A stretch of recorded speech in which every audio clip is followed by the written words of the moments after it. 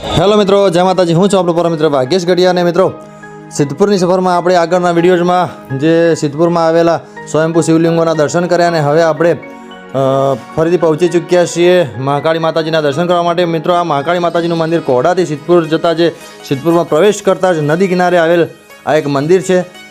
મિત્રો, સામે તમે જોઈ રહ્યા છો બહુ જ સુંદર અને અલૌકિક શ્રી મહાકાળી માતાજીની મૂર્તિ અહીંયા સ્થાપિત કરવામાં આવી છે। ખરેખર ખૂબ સુંદર દ્રશ્ય છે મિત્રો અહીંયાનું।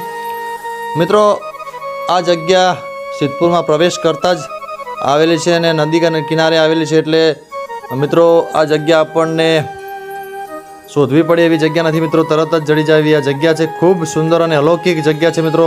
તો તમે સિદ્ધપુર આવો તો અચૂકથી આ જગ્યાની મુલાકાત કરશો એ મારી નમ્ર વિનંતી છે। મિત્રો, આ જગ્યાએ કારતક સુદ પૂનમના દિવસે મેળો ભરાય છે ત્યારે ઘણા બધા લોકો અહીંયા દર્શનાર્થે આવતા હોય છે અને અહીંયા વિસામો પણ કરતા હોય છે। અહીંયા બહુ જ મોટો લીમડો છે મિત્રો।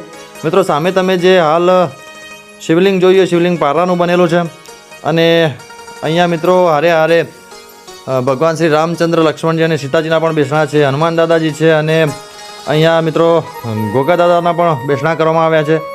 એટલે ખરેખર ખૂબ રળિયામણી અને અતિ સુંદર આ જગ્યા છે મિત્રો।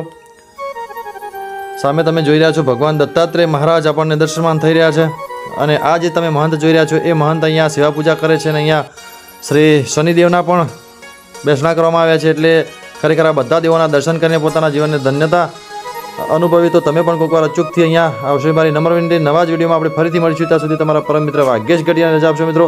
આવા સુંદર દ્રશ્યો તમને બતાવતા રહીશું અને નવા લોકેશનો તમને બતાવતા રહીશું। તો ફરીથી મળીશું, ત્યાં સુધી તમારા પરમ મિત્રને રજા આપશો। આવજો બધા, જય માતાજી, રામ રામ, નમસ્કાર।